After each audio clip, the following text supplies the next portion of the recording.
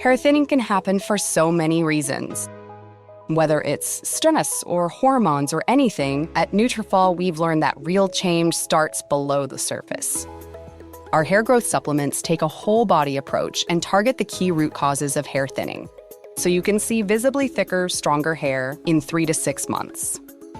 Hair growth starts from the inside at Nutrafol.com. That's Nutrafol.com.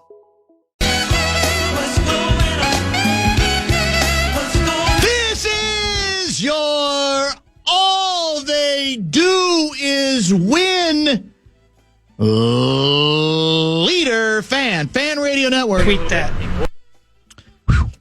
And KFAN.com. 2 minutes, 4 seconds. Past the hour of 3 o'clock. That's Central Standard Time. Welcome back. It is a Tuesday edition of the Bumper to Bumper program on a rather frigid weekday afternoon here in the Twin Cities of Minneapolis and St. Paul. I host the program. My name's Dan Barreiro. I am former Inkstand Wretch newspaper, the Twin Cities. Guardsy produces the show, and we are, I believe, going the distance today. I think you told me 6:30? That is the plan, yes. We're not used to that. I'm not going to lie. A very truncated show yesterday. A lot of short shows the previous week. And there are some more coming up, hockey related. Tomorrow, 6:10, I think, is Wolves related. Wolves Dallas. Okay. Next week, we've got a couple of 6s for hockey. All right. Well, that's good then. I think Friday we have a 6 for Gopher hockey. Well, I'm glad it's not over then. I thought it was going to be, but at least it's we will have the occasional load management. And it's not our fault. Sources tell you, sources close to the program tell you that there may be some, well, I guess they wouldn't be early exits because we would start right at 6:30. Maybe they would be. I don't know. Possibilities for Gopher women's basketball in February. Starting to preempt us? Right here on the Fan, possibly. Well, if they keep winning. There's a couple options. They better keep winning. That's all I'm going to say. Putting the pressure on. Big game coming up against Michigan, right? Tomorrow night. Top 25 matchup. Let me guess, you're out the entire show tomorrow because you have to prep. First of all, you don't need me on tomorrow's show because we've got back-to-back outstanding in-studio guests. Secondly, I will be here for at least half of it. Well, who's the third in-studio guest? Who am I forgetting? Oh, Kessler. You're calling him outstanding? I am calling him outstanding. Okay. Yeah. All right. I'm including him in the group. All right. Yeah. And that he'll be preceded by Bal Dalai Lama? Yes, Rocco, 3:30. And did Mace go along with a scheduling change, or took a second. Griping about it? It took a second, some clarification, but he's coming in tomorrow at 4:30. Oh, okay. All right. In studio, because he's back in town. And then Kessler will follow that. If I asked you in order, who of the 3 in-studio guests are the most likely to bring in a bong, how would you rank them? Because I actually would put Kessler first. Kessler 1, 100%. And Rocco 2. Yes. And Glenn Mason a distant third, as he's proven to us lately. I didn't realize he was as reefer madness as he apparently has become. He's very Puritan. Or maybe he always was. I don't exactly know. Well, he told the story. He claims, the only dopes take dope. Columbus, Ohio. Woody Hayes is passing him a spliff.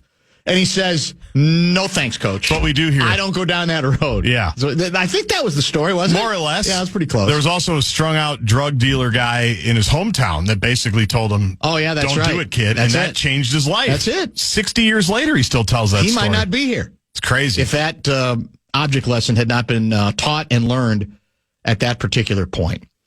I mentioned off the top of the program, before we get to our guest lineup today, all they do is win leader. I had intended to spend some time on them yesterday, but we had such a short, truncated show, and immediately we had a guest from Memphis, Johnny Athletic, etc.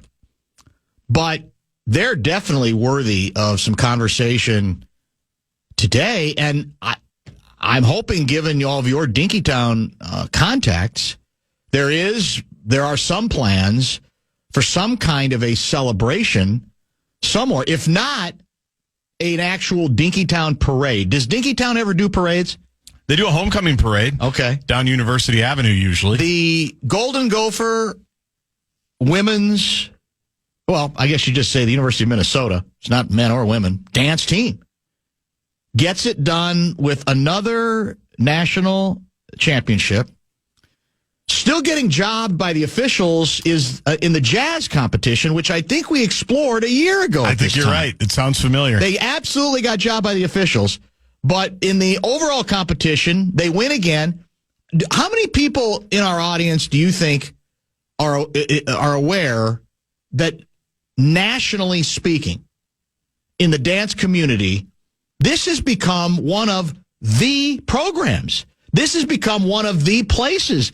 There are folks all over the world in dance talking about the unique qualities of the Minnesota dance team. And I got to be honest, somebody, and I don't know how it came to my attention over the weekend, I saw one or two of the routines, and it's mesmerizing. Yeah. Look, I'm not a great dance mind. I'm not going to pretend I am.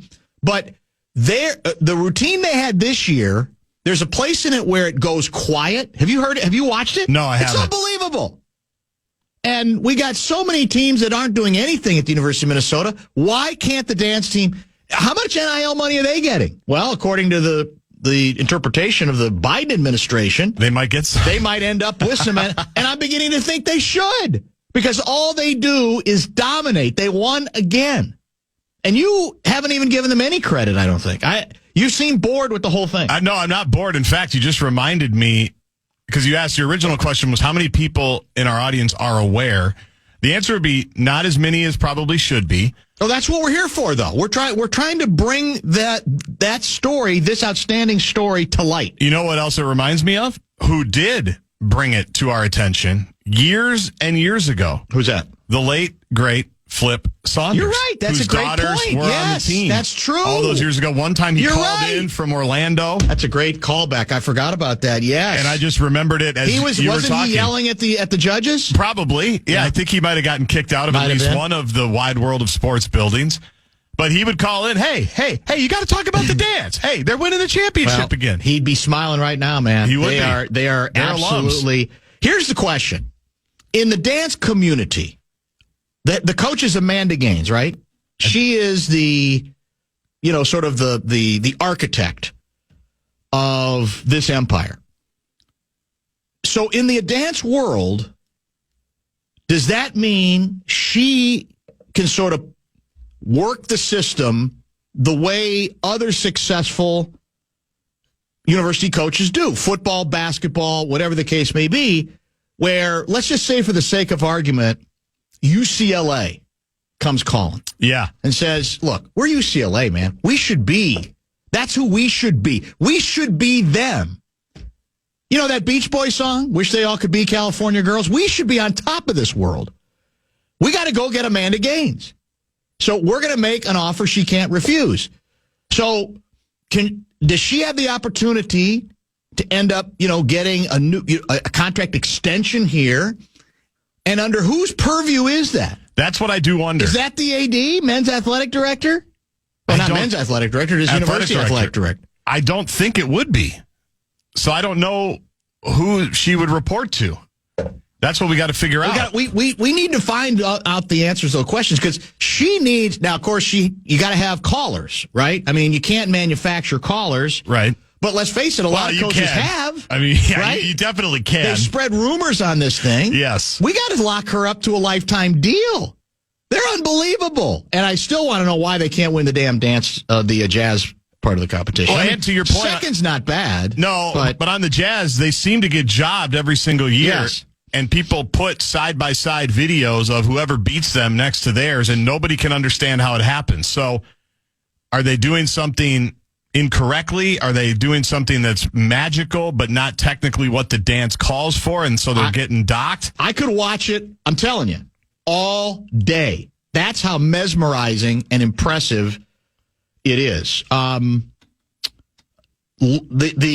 there were their routine featured a voiceover that ran through 5 lessons about the tradition of Minnesota dance. I like that.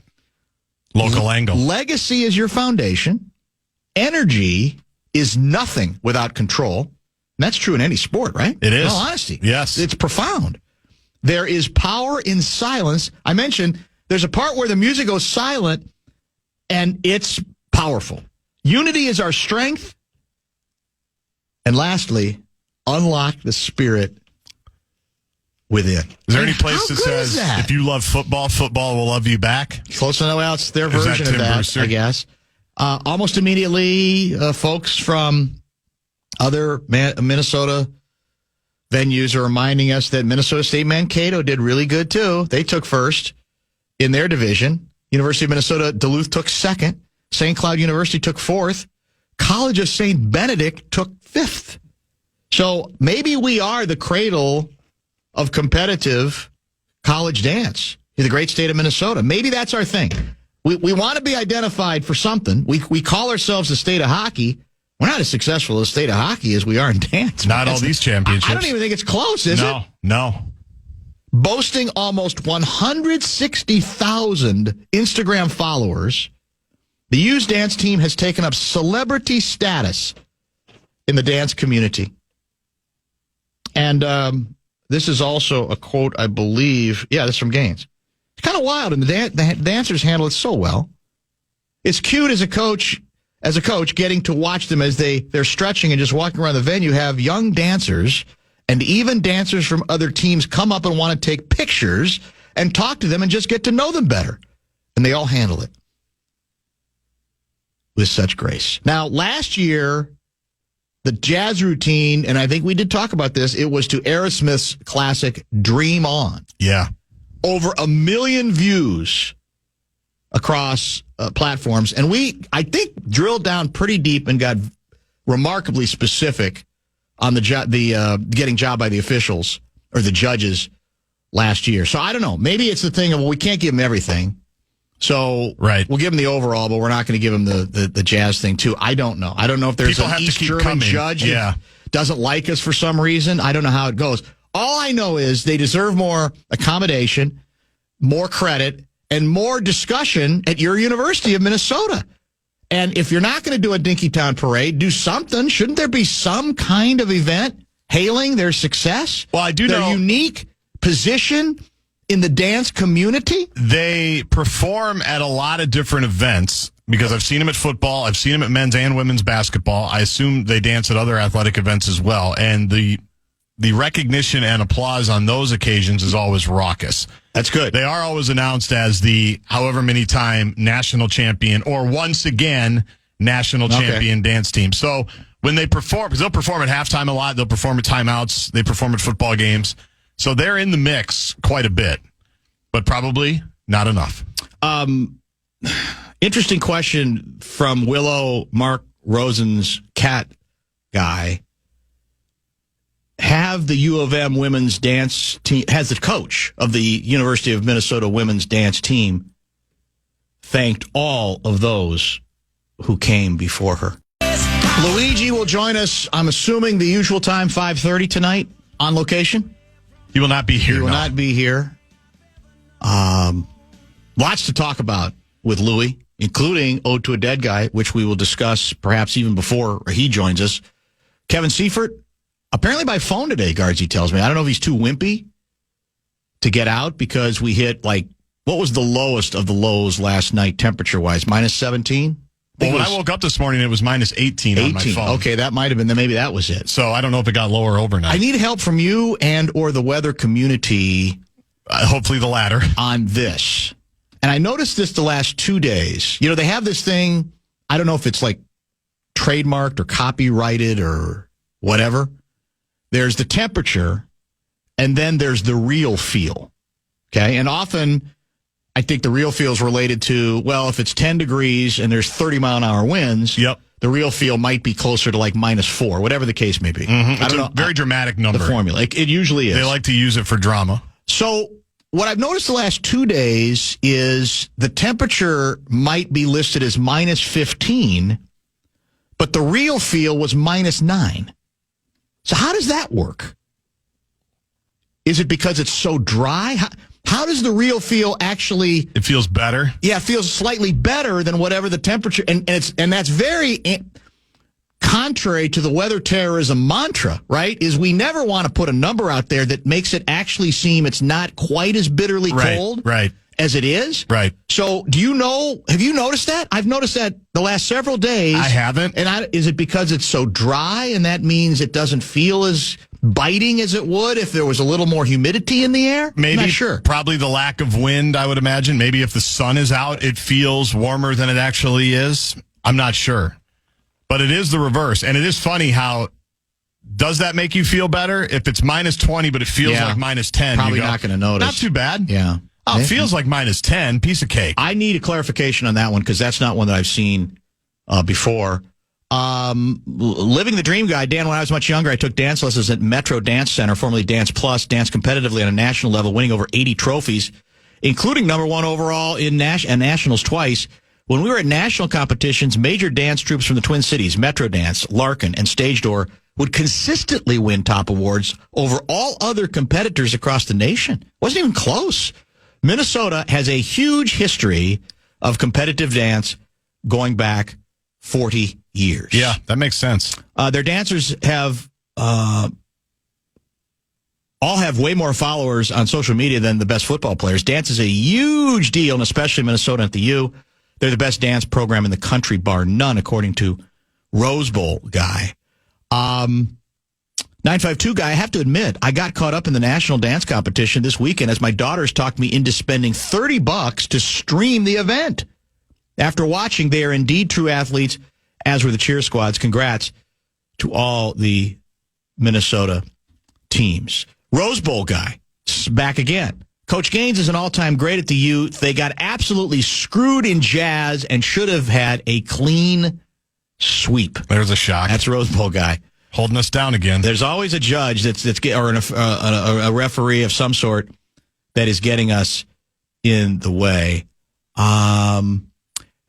Translate this one. What does this mean? What's the rip here? Hold on a second. Let me get to it.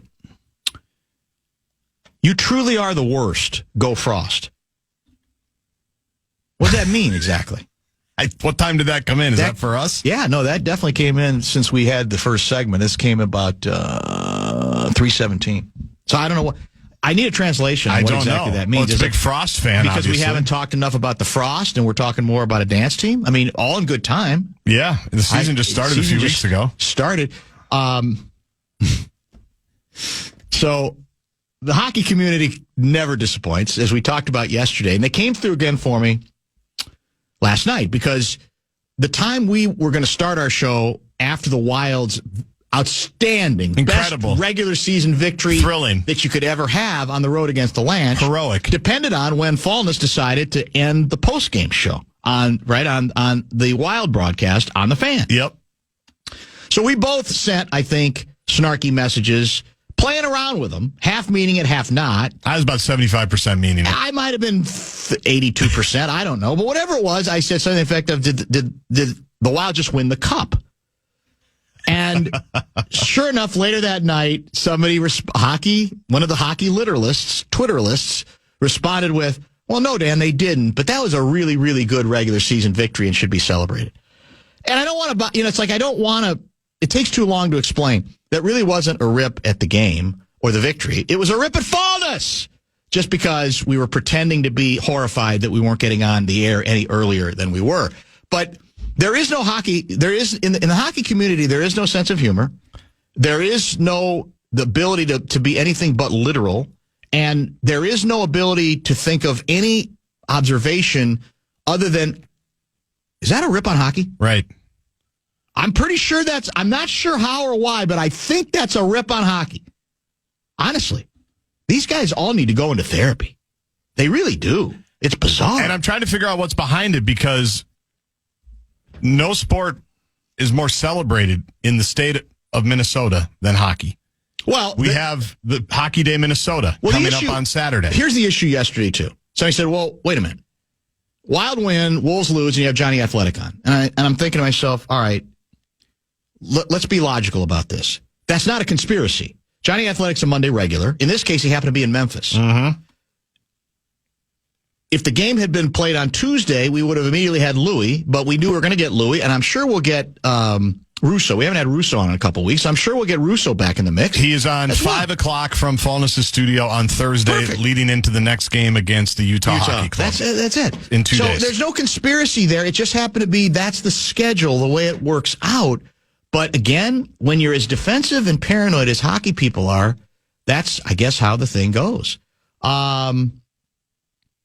Dan, you said you could watch the dancers all day. Let's settle down a tad. This is a family radio show after all, isn't it?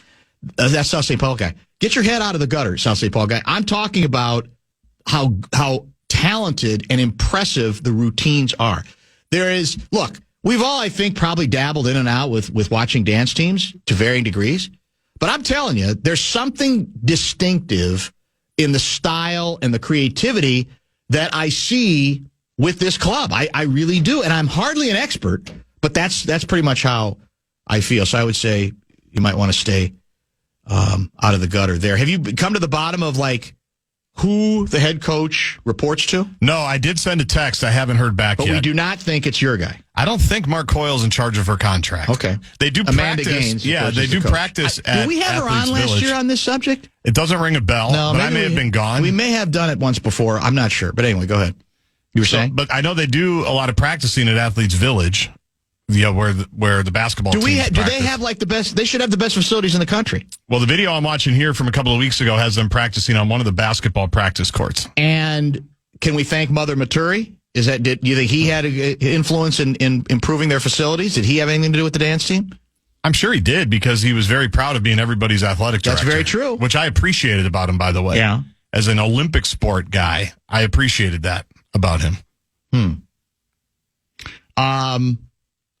And you know what is special about the staff? What's that? They're all former Gophers, which means they have cultural sustainability. There you go. Which is important, and I think Exhibit A. Well, and maybe, again, if we're sort of like the center of it all, they're not really even... We don't have to worry about them going other places because we are the place. Yes. So maybe we're the Alabama. I guess so. And, right. and maybe that doesn't matter. I just hope that, there's proper compensation. That's all. I mean, what are we aroused by on this show? Excellence. And that's what they clearly continue to provide. There's no doubt about that.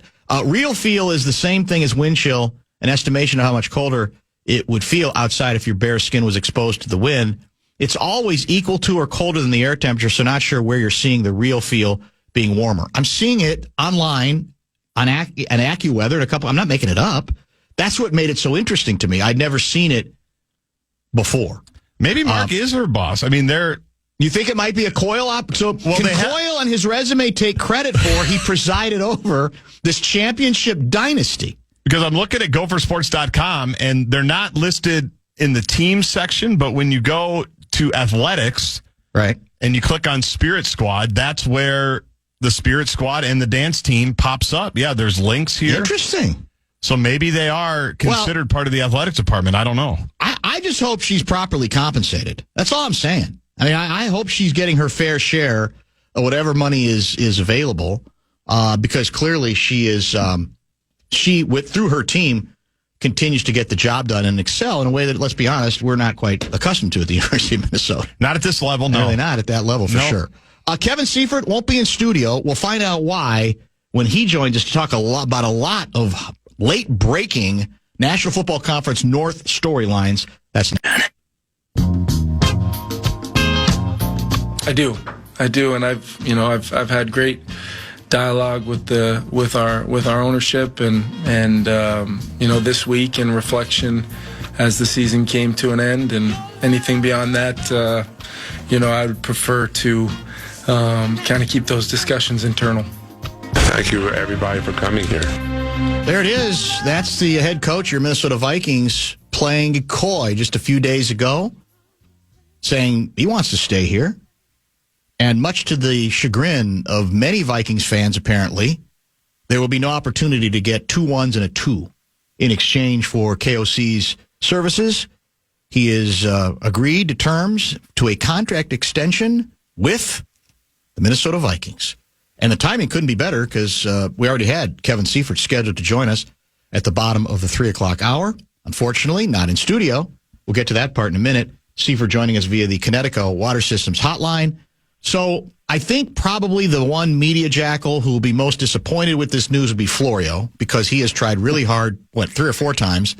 Is recently, I think it's yesterday, is going, wait a minute, what's the delay? What? He's still sitting out there. What's going on? Turns out not a lot of smoke there. It's a done deal, and I doubt that you're particularly surprised. No, and I think when Kevin O'Connell said last Thursday, so what was that, 5 days ago, that he had met with the owners and that he felt great about the situation, and reaffirmed that he wanted to be the coach here for a long time and he didn't want to go anywhere else, that to whatever extent that there was some issues that had to be polished off, that those issues had largely been polished off. And so at that point, I walked out of there last Thursday thinking that they had gotten through whatever, if there was a hard part, they had gotten through that. I didn't know that necessarily that it would be that quick to sign the contract. You know, there's still some coaches out, some teams out there that haven't hired coaches. So we don't have the full market of what every NFL coach is making right now, but I'm sure that they have a range that they wanted to get. And I'm sure the Wilfs wanted to get to that point as soon as they could. And so that's kind of what, why it happened so fast, I imagine. So, of course, you're going to dig deep to try to get to money, although I don't think we get a lot of money in this town. And because yesterday the subject of the Bears hiring Ben Johnson came up, and I think the media reports are he might be getting as much as $13 million a year. I don't know how accurate that is, but I think we all perked up and said, well, if he's getting 13, that also add a little bit more pressure on the Vikings and give a little bit more leverage to his agent to say, hey, look, I know he's an offensive genius, but he hasn't been a head coach yet. Your guy's been a head coach already. So do you even care to hazard a guess on what the number is? Because I feel like on coaches these days, the numbers are all over the map, right? And so it's sort of hard, I think, to get a handle on, all right, what's likely to be the number at this point for KOC?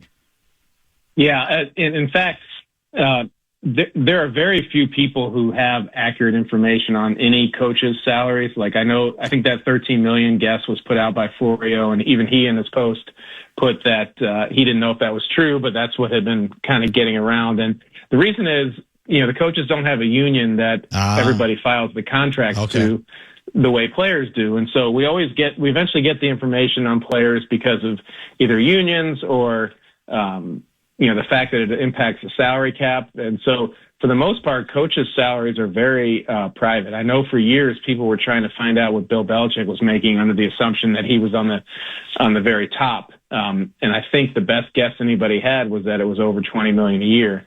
But I don't know that anybody ever finally got to that. I would say that for this to have happened so quickly and for Kevin O'Connell to sign the contract less than a week after less than 2 weeks after the season ended, that, they put him in the upper echelon of NFL coaches in terms of contracts. And coaching contracts are like players that, it keeps going up over time, maybe not exactly the same pace as the salary cap rises, but there'll be a point in a few years when he won't, assuming he is now in the upper echelon of NFL coaches' contracts, where he won't be because the market will have gone up.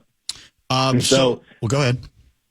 And so that's the most accurate thing I can give you, is that I'm quite certain he's in the upper echelon, whether that means top 10, top 12, what have you. But I would imagine that's a very reliable assumption. Because of the swiftness.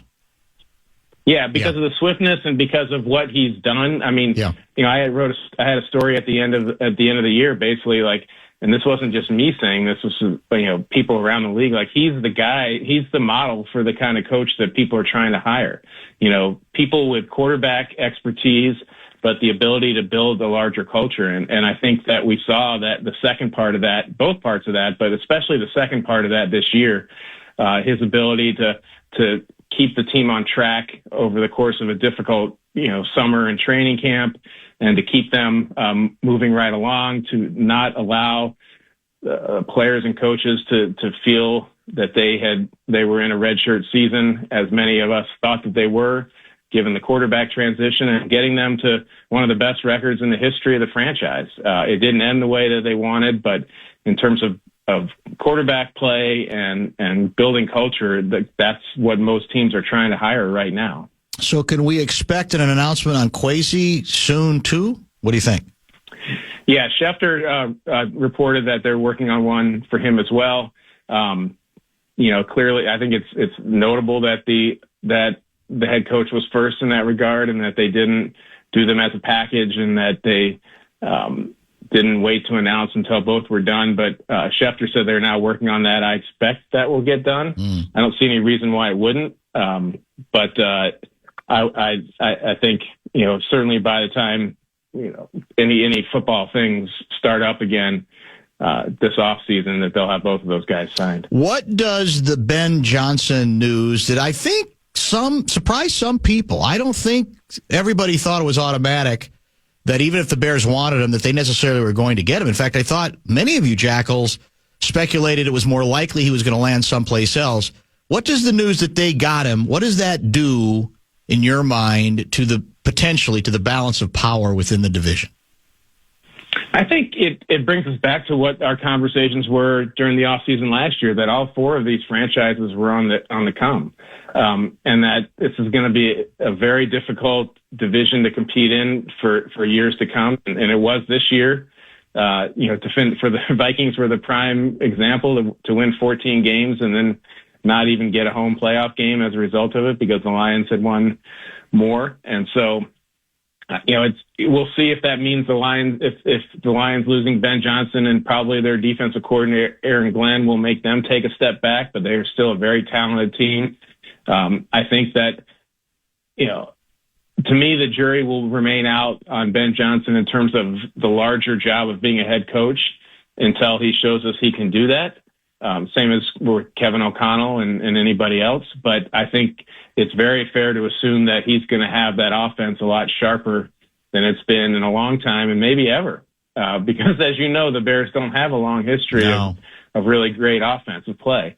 And so I think at the very least we can expect that. There's reports that he's trying to align himself with Dennis Allen as the defensive coordinator. Dennis Allen has been a great defensive coordinator in the league for a long time. It's put him into two head coaching jobs that didn't work out, but as a defensive coordinator, he has been really great. And so there's a lot of optimism there as well. So I think what it means is that we're back to what our sort of working assumption was a year ago at this time, that it's going to be a dogfight in this division for a long time. Glenn is going back, I think, to New York to interview for a second time with the Jets, correct? Some people think he may be the front runner there. Where does this leave? What are we hearing on B? What does that leave B-Flow with potentially? Obviously, the Bears he interviewed, he's not getting that job. Where else is he still maybe in the mix? Yeah, to our knowledge, he's interviewed. Got first interviews, virtual interviews with three places, and that was Chicago, the Jets, and the Jaguars. We know the Bears have a head coach now. We know that the Jets appear to be trying to close the deal with Aaron Glenn. We'll see if they do. And we know the Jaguars released a list of people that they are going to bring back for second interviews, and Brian Flores was not on it. That doesn't mean that if things change there that he can't return to it. There's also been speculation for a long time that he could enter the chat, so to speak, in Las Vegas because of his connections with Tom Brady, who is a part owner and seems to be heavily influencing their search and their organizational building now. And so we'll see if that happens. But at this point, at least at this moment, it doesn't appear as though he's heavily in on any of the jobs that remain open. Kyle from Isanti asks, I think, a fair question that a lot of people are. Is Campbell in trouble in Detroit now that Glenn and Johnson are gone? Did he pick those guys himself, or was it the general manager? As you know, whether it's fair or not, Campbell is kind of viewed as, well, he's game manager, he's sort of big picture guy, but he's not necessarily offensive or defensive genius guy. So what do you think about that question from Kyle? He did hire those guys. People also forget that Ben Johnson was not his first offensive coordinator. When he first got to Detroit, Anthony Lynn, who had been a coordinator and a head coach in the league, was their offensive coordinator, and he got fired. I don't even know if he even made it to the end of the year. So that didn't work out. And then they promoted Ben Johnson from tight ends coach, I believe it was, to be the offensive coordinator. And then he flourished from there. He did also hire Aaron Glenn. Aaron Glenn was part of Campbell's philosophy of, if you can, to hire former players. And so there's a ton of former players on his staff, and it has worked for him. And so I don't know that, I certainly don't think he's like on the hot seat if that's what he was asking. In terms of if he doesn't do well next year, he could lose his job. But he'll have to do once again what he did before, which is to put the right people in the right spots so that everybody's complementing each other. And he's done it before. Kevin Seifert joining us via the phone lines today. Do you want to explain why you're not here? I mean, did the cold really get to you that bad? Well, I didn't want to tell you, but I had a feeling the Vikings were going to announce this of course. Thing, and so I didn't want to, have to be all the way in the studio and then have to disappoint you by doing only one segment. No, it's off season. I got some off season errands to run with the kids and family, and just thought I'd literally phone it in today, if that's okay. Okay, all right. Well, it's hard to be too mad at you because you came in, you've come in pretty much almost every week the entire season, which is not something, for example, we can say about Johnny Athletic. I mean, we have a parade when he comes in. Or Ben Gessling. Or Gessling, that's right. Gessling, too, yeah. I mean, maybe this will motivate Gessling a little bit to get in a little bit more, Yeah, he could. There's an opening now. Yeah, 100% true. By the way, do we have any idea, I don't know if it even matters that much, number of years of this contract extension for KOC? Not yet. They announced it as multi-year. He had 1 year left, right. So his original contract was through 2025, so I'd have to think there's at least 3 more years after that, but I do not know the exact figure at this moment. So, I asked this question, who do we have on you? I may have been Johnny, but I'll ask you the same one now that we're down to the Final Four in the National Football League playoffs. Any interesting lessons from what we've seen to this point that we can somehow link back to your favorite football team, the team you cover, the Minnesota Vikings?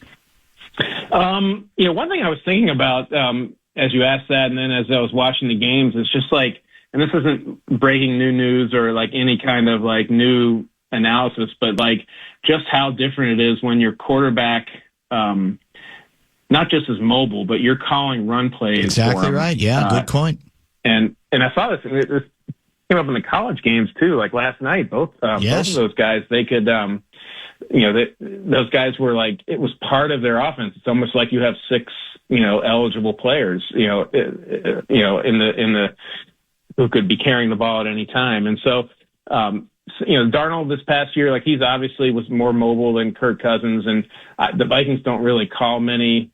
I don't know that it would be Kevin O'Connell's choice to call a lot of RPOs or just straight quarterback draws or anything like that. But it just makes such a difference, especially in the playoffs, when even if you haven't done it a lot during the season, you can call a play on 3rd and 1 or 4th and 1 or 4th and 2 and just bust Josh Allen up the middle or bust Lamar Jackson on the edge and just stress a defense beyond what it's built to compete with. And so that really jumped out. And like, I'm not saying the Vikings need to find a quarterback that they can run 15 times a game, but just to have somebody who can do that, like Mahomes doesn't do that much during the regular season. You see it more during the playoffs when you got to have it plays when it's, make the play or get eliminated. To have a quarterback who gives you that is such an advantage and such a difference from what we've seen from the Vikings over just a long period of time.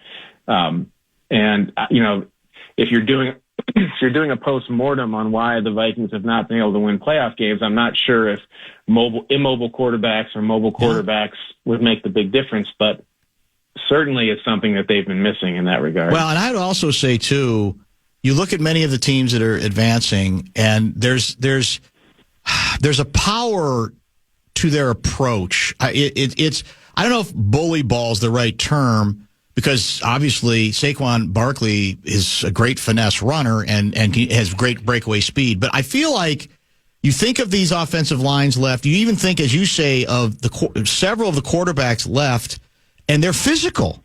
There's a physicality to it that I do think is completely foreign to the way KOC is trying to do it. Now, maybe that has to do with the personnel he has to a certain extent, but I also think there's a sensibility to it that I still believe they got to work on. That is still a bit of an issue here. What do you think? Yeah, I mean, it's a mentality, and I think it's at least part of what O'Connell was talking about when building out the interior of the offensive line. I don't think it's simply just a matter of running the ball. being able to run the ball better up the middle, although that would certainly help. Or excuse me, it's not simply about just protecting the quarterback from interior pass rush. It's also about being able to run. And so they have not, I don't think you would call any of the offensive linemen that they have road graders per se. They have some really good ones and ones that they can win a lot of games with. Watching the Philadelphia offensive line and seeing like the size of some of the people that they throw out there, and seeing the way they block for Saquon Barkley, I think is a stark reminder of some things that are lacking here. But there's trade-offs, and the way the Vikings are built allows them to throw the ball all over the yard in ways that most of these teams can't. And they're kind of built that way from a team building standpoint in terms of salary cap with Justin Jefferson, and they're also with the type of scheme that they run and with the type of quarterbacks they've pursued. And so, there's trade-offs for everything, but it certainly does draw a stark contrast. You mentioned the Mahomes being a good example. Guy didn't run a lot, but then he will when he needs to, especially with the game on the line or in the postseason. I was right with Aikman when he articulated, I think, the popular rage regarding some of the calls that he attracted, the two personal foul calls. The other one that got my attention was when he's running out of bounds and he tries to act as if he's gotten like murdered on the way out. And fortunately there, the refs didn't fall for it. So what's the answer? Because I think it's a problem in a league where there are more running quarterbacks now, that there's a fairness or lack of fairness to the rules the way they're set up now. There was a lot of talk about this a year ago in college that the quarterbacks who sort of manipulate the system in this way and either fake like they're getting hit or act like we're going to go out of bounds and then try to take two more steps. And then obviously the defensive players are backing off. Is there a way to thread the needle on this thing so there's at least a little more fairness for the defensive players? Yeah, and I looked into this when, I don't know if you remember, towards the end of the season, the Trevor Lawrence play where he slid and then a guy from Houston hit him after he slid and gave him a concussion. And then everybody kind of was outraged by late slides and all the quarterbacks who were taking advantage of the rules. And so I talked to people from the NFL and talked to a lot of other people about it. And there are some ways. I mean, they already have some ways in place. They just need to enforce it. Like about 2 years ago, the competition committee sent out a video and a letter to every team and said, if a quarterback doesn't go out of bounds, even if he does go out of bounds, but he's messing around on the sidelines and the defender hits him technically after he's gotten to the white, we're not going to call that, because you either need to get out of bounds or be prepared to be hit. And there's no in between. And officials can see the difference, and we all can see the difference. And so what they've told defenders is, it's okay to aggressively try to tackle a quarterback who is a running back by the time he gets to the sideline. He has no quarterback protections. You don't have to tiptoe around a quarterback who's on the sidelines if he's not heading straight on a straight line out of bounds. If he is, then you let him go out of bounds. But if he's doing anything other than that, hit him like you would hit anybody else, including if it's close to the line. And a lot of defenders say, oh, that's nice that they say that. Let's see if they actually enforce it. But if they do enforce it, that's one way to thread the needle. Enforce that mandate. Don't let quarterbacks, do that or let them stop. And if they stop, then hit them. You get to hit them. And that's football. Well, they're not quarterbacks, then they're running backs. Here's where it gets. And the other thing. Oh, go ahead. I'm sorry. Go ahead. No, you go. No. Yeah, no. And the other thing is real quick is just the slide. There's a lot of concern that quarterbacks and Mahomes, we saw that they're waiting until the last second and everybody sort of is converging on them, and then they slide, and then it's too late to stop yourself from hitting them, and you end up getting a penalty. In that case, if the slide is late, the official doesn't have to call the penalty unless you hit them in the head and neck area, and that's where it gets really dicey. Right. And I don't know if anyone has an answer to that yet, because the old rule in the rule book is that you have to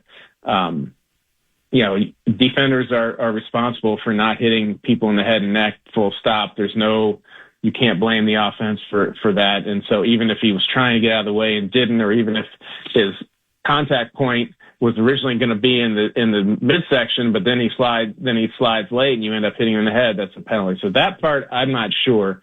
But as far as the sidelines, there is a way out of it. Well, where the Mahomes example is where it's manipulative to me, because on the second penalty called against against the opponent in that game, against Houston in that game, who did they just beat? Who did Kansas City just beat? Was it Houston?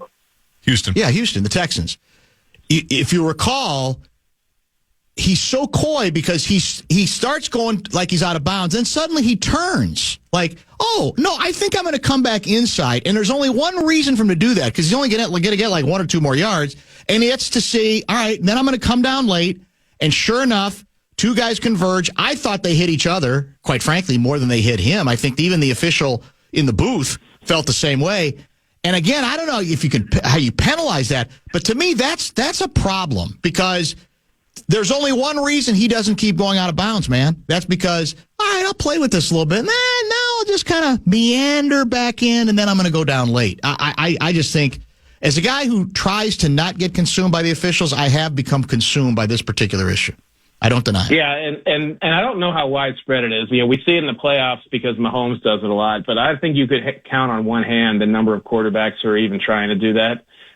That's probably true. Yeah. And Mahomes is just kind of, but on the other hand, I'm not downplaying it, because they win the Super Bowl every year, basically, and like that, and like you don't need to give them any extra help to doing that. But I would say, like in that case, like I would really challenge the NFL to enforce that sideline edict that you put out 2 years ago. Don't let him get away with that. And that's, the officials that are on the scene, that's something they should be able to see. They can tell, there's some things that are hard to see in real time, whether it's bang, bang play. Those aren't bang, bang plays. You can see if a quarterback is, no matter how subtle his acting is, you can see it if a quarterback is legitimately trying to get out of bounds to keep himself from getting hit and end the play, or if he's trying to goad a defender into a potential 15-yard penalty. And they gotta let those guys hit the quarterback with impunity in that position. And remember, they're not quarterbacks then, they're running backs. We appreciate the time. We always love having you in, but given this is a breaking news day and you had so much to do, and probably still do, we thank you for the time. The breaking news, by the way, for just joining us, as kind of expected, the Vikings have confirmed they have agreed to terms on a contract extension with their head coach, Kevin O'Connell. I'm sure you'll be filing something in depth in a matter of minutes, correct? Yep. As we've been on the radio, I've gotten multiple reminders that needs to happen quickly. So outstanding. I gave you my best stuff, Dan. I appreciate that. We'll talk soon. Okay. Yep. Kevin Seifert, ESPN.com. I want to follow up with a couple things we got into with Seifert at the top of the hour. We've got a couple A-section things to get into. The 4 o'clock hour is kind of wide open for now, right? Because we've got Louis scheduled for 5:30 this evening as well. Keep the text coming. And you can even hit the talkback line via the iHeart app and just click on the microphone. You have up to 30 seconds to voice your approval or disapproval. What you're hearing is Hardie Fiber Cement Siding living up to its reputation as the siding that helps resist weather damage, no matter what Mother Nature throws its way. James Hardie knows how important a reputation is, especially when you're a home builder. That's why Hardie products withstand the elements better than wood-based siding, with styles to match their strength. Because when home builders work with us, we deliver our best so they can look their best. Protect your reputation with exterior products by James Hardie.